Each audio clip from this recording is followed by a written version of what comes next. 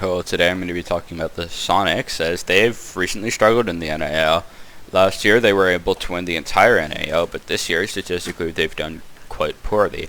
As we can see, they have 1 point in 2 games in this current stage, and while that doesn't sound that bad, their 1 point was against an Astralis team that was playing with a coach, as well as needing 2 clutches to even get that 1 point and forcing overtime.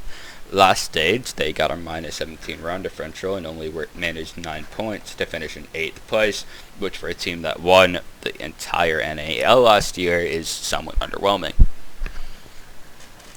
But Sonics, it's not quite all doom and gloom for them. They have actually showed a lot of good in their tape, and I just want to break down what they've done good and why they haven't quite been able to reach the heights that they've been able to reach in the past. But first, I'm going to be focusing on the positives, showing off why any Sonics fan shouldn't be absolutely depressed like any Mirage fan, for example, should be. But I guess I don't really need to worry about that, as Mirage doesn't have fans. Anyways, sorry, that was a joke. Please don't get mad at me. Anyways, in this round, this is TSM's first attempt to defend the gym bedroom objective, in which TSM do an extension into gym side, but they end up giving up this extension relatively quickly. Merc's playing on secret stairs, and he stays as a lurker, but the 2 roamers, which are going to be achieved in cash, and Bowood playing top red, decide not to take gunfights on their positions and simply fall back into sight, while leaving Merc as the sole roamer, but he's not actually contesting the map control Sonics won, so Sonics get the map control gunfight-wise for free. Obviously, TSM does manage to waste some amount of Sonics' utility, but this plays into Sonics' playstyle, and Sonics is happy. They then rotate Grixer over to the Logi hatch and rotate 2 people from Cash into Con. They sprint up, break the mirror window, and as soon as they're able to sprint up and break this mirror window, as we see here with this shot, TSM is relegated to 2 corners. The corner Geo is playing in, as well as this other corner, which happen to be directly next to each other. Of course, Finka knows this, so she throws a nade that ends up killing both of them and giving Camden control of Logi. Merc then dies on a flank of which Rexen knew about as the team's, of which Yeti knew about as the team's flank watch, and then Rexen closes out the round, and that was really all she wrote for that TSM defense. Overall, a really clean attack, and shows how much Sonics can do if a team is giving them space to work with. They can absolutely pick apart played back defenses, which we're going to see over and over again. In round 3, TSM switch up to the CCTV objective. The first challenge that Sonics have to overcome is achieves bandit trick, which they do with the use of 2 hard breachers, Super as well as Rexen, and then just EMPing the wall. And since Maverick's banned, this is probably the best possible solution to this bandit trick. They manage to open up the wall by Super baiting the bandit to trick his side of the wall, and then Rexen just opening up the other one, and Super never actually setting the charge down. Rexen then actually is able to kill the bandit player for the OK. Overall, just a really nice way of clearing CC well, and a good job of Sonics winning a little mini game of Siege that happens every single round. The defense attempts to bandit trick. Super is able to get an even better opening onto onto CC, and the round's underway. The take Sonics want to go here is a CCTV take. It's called a garage take, in which they take garage control in an attempt to walk in CCTV because they have the breach, so no defender can play inside of CCTV. So as soon as they have garage control, they can walk in and plant default close red, which is over here, or close to the soft wall in between the 2 sites, since they have control over the whole site and overview from both Raptors and Plat. Overall, it's a pretty strong site setup and has existed for a long time as a pretty default way of clearing this site. Anyways, the player that they need to clear first, which is Raptors player, which is by far number 1 on their priority, is Geo, who nets a really nice shot on Yeti, taking him out of the round, and evens the numbers back up into a 4v4. But bad news for him, Sonics are actually pushing this from a varied positioning. They have Kanzan on their garage doorway, they have Ace on their garage breach, and they have Super peeking the Raptors player from plat. These three angles force Wamai to constantly quick peek these angles, because if he doesn't, any of them could push him at any time, and he needs to make sure he instills fear in every one of these Sonics players to ward them off for as long as humanly possible. And with only 50 seconds left, he's doing his job quite well. His one mistake is a slight overpeak in this warding out on Super right here, where Super can win the gunfight and Sonics are able to take in Raptors. Sonics want to leverage this into site control, but the round is far from over for TSM at this point, considering it's still only a 4v3 and there are only 40 seconds left in the round, and Smoke still has 2 canisters. As well as the fact that both Bolo as well as Merc have C4s, so that pointing is going to be very, very difficult from Sonics. But Rexen hits an absolutely nasty shot onto Merc's head, and this allows TSM a little bit of space, which they use to push into CCTV. Super smokes off top red and pushes past Bolo, but what he doesn't realize is that Bolo's actually wardened, so the smoke doesn't do anything against him. Bolo should theoretically have a free kill on the bomb planter, but manages to miss that, meaning Diffuser is not only not cold, but Super manages to start getting it down completely alive. Super is smoked out, however, on the default plant, rotates to plant close red, and that's once again another spectacular attack from Sonics. TSM did clearly make some mistakes, but every one round is a lost round for the other team, and in every lost round there is at least one mistake. I don't really think this was that many more mistakes than an average round. I'm just kind of nitpicking TSM right now. But another, mistakeful round from TSM comes in the very next Sonics attack, which is, once again, another really good attack from Sonics. So, TSM is doing a modified SSG roam. TSM plays a little differently than the original SSG roam in that, A, as you can see here, they play Strip significantly more heavily with Bandit Herders and Mute Jammers than SSG did in their original roam. B, they bandit the walls instead of muting them. C, they bring Oryx, and also they don't have anything to protect their fall-offs, which honestly I think might be a mistake. I think this roam could be stronger if TSM decided to switch Oryx for Azumi, but I digress. Either way, Sonics decides to core it very aggressively and gets the OK onto Chala. This allows them a significant amount of space in which they can work, because the roamers are now kind of scared of them, and they have a significant foothold. Kanzan rotates over and pushes blue, and this kind of cues into how Sonics want to take the site. On an Arsenal Church defense, this isn't every single time this site is played, but most of the time Sonics prefer to go for what is called an Arsenal take.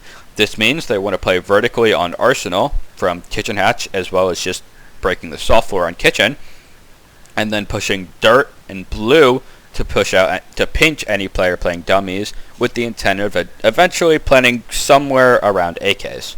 It's a pretty successful take from them, and works for them a decent amount of the time. While this isn't the only take they do, this would be the only take they do within this game.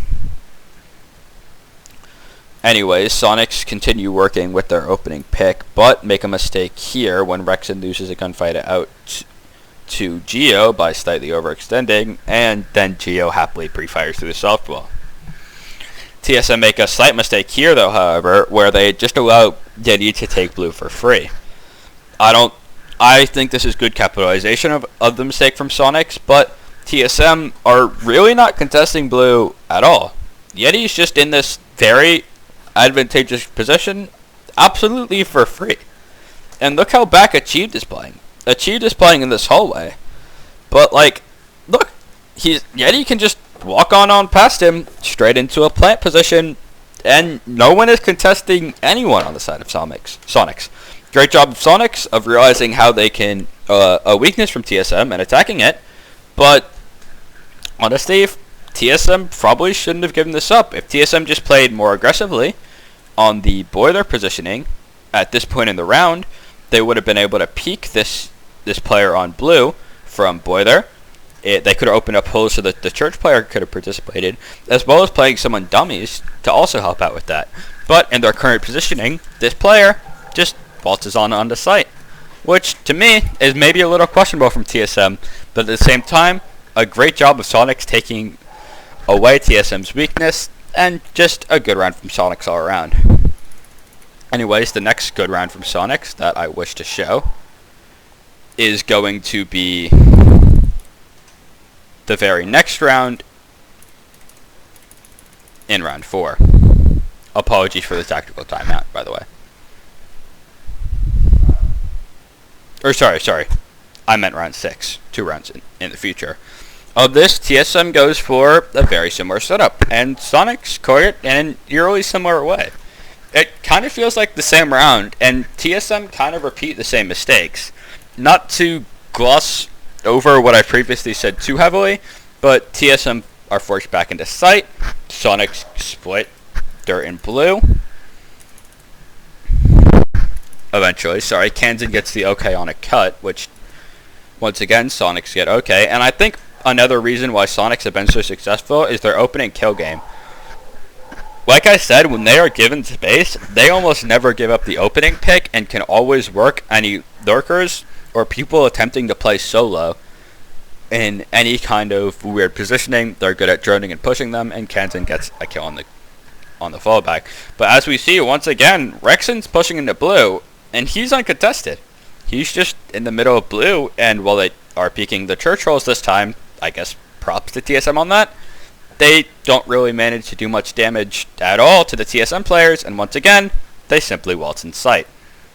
This time, however, there are no vert holes, so Charlo can play this position in what is called pulse spot or back arsenal, and Geo can play this position on B1 or B3, depending on if you're weird or not. But Sonic still managed to take the dummies AKs portion of the map and can just isolate gunfights on TSM, which TSM doesn't manage to win. So far, things are looking pretty good for Sonics. But unfortunately for Sonics, throughout this game, it was definitely more thorns than roses for them, and I've only reviewed the roses so far. Now, to get to the thorns. The first one that I think was very impactful happened in the, not the third round. The fourth round. I'm sorry, the fifth round. I can't remember. Me and numbers, dude. I'm sorry. Anyways, as I said, it was important last round. Bolo and achieved the two people playing the setup. Bolo on top red, achieved within cash. They switched their ops a little bit, but it's the same setup and the same ops. Bolo has a shield, he's playing top red. Achieved is playing cash. Overall, extremely similar. These two players, last time, played very passively and gave up their positions without taking gunfights. This time, they play the same positions, but make one subtle but insanely crucial change, in that they decide that they are playing these positions with their lives. And for whatever reason, SQ have a lot of difficulties when the defense doesn't really give them much space to play off of. As I said, Sonics are really good at taking what the defense is giving them, but if they're just playing their lives and playing off each other in default positions, for whatever reason, SQ struggles significantly more than if TSM just give up the space. And it happens enough to where I would even call it a pattern. Like, it's not just one or two times. And as we see here, TSM, through gunfights, are able to get it down to a 3v2, with Rexon and Super having to go against, Merc, Bolo, and Geo, which is not an enviable position to be in for the Sonics. As a result, they eventually just both get solo picked off, and TSM gets around, making the game, which overall, that makes the game a 4-2 split for Sonics, which is actually pretty good. Especially considering that this map overall is pretty even. So any 4-2 split on either side is an accomplishment. But it kind of goes down from there. First up, for TSM, their first good round is going to be round 8, in which TSM starts finally bouncing back on the Sonics. Because TSM know this. They know their style of siege is just pushing positions, and since the attack kind of gets to decide the pace of the game, they just decide to take the default engagements on the site positions. They don't go for the roam clear because they know they're significantly stronger just pushing in together and taking gunfights on the default positions that Sonics are holding, and Sonics aren't really playing these too aggressively, so TSM's able to get a lot for free. Look at Sledge below uncontested, look at Chala pushing in uncontested, and Geo, he doesn't contest and gets the kill onto Yeti, and these two players are given space to push up and get kills on Sonics.